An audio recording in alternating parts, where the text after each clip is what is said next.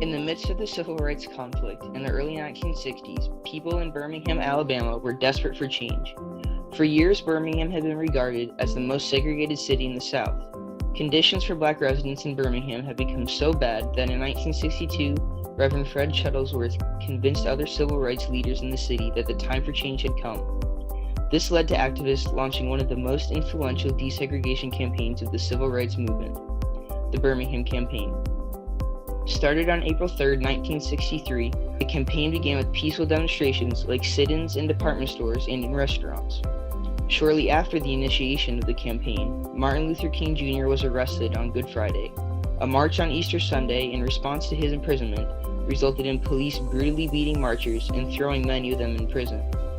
While in jail, King composed his Letter from Birmingham Jail in response to the local religious leaders' criticism of his campaign and in response to the whites' use of violence against peaceful and civil demonstrations. On May 2nd, James Bevel organized a children's march involving over 6,000 children from ages 6 to 16. This march, like the other peaceful protests, was met with extreme violence, most of which was captured on television for the whole world to see.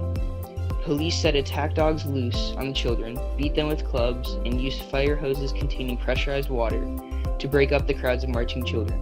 At the end of it all, over 900 children were thrown into jail.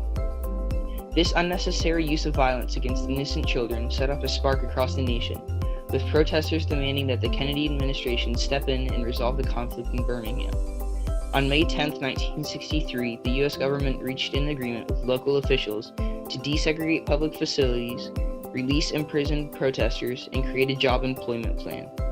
Desegregation would slowly commence over the next few months, even as attacks like the bombing of the 16th Street Baptist Church still took place. The Birmingham campaign had been a success and would prove to be a key turning point for the quest for equality in the South.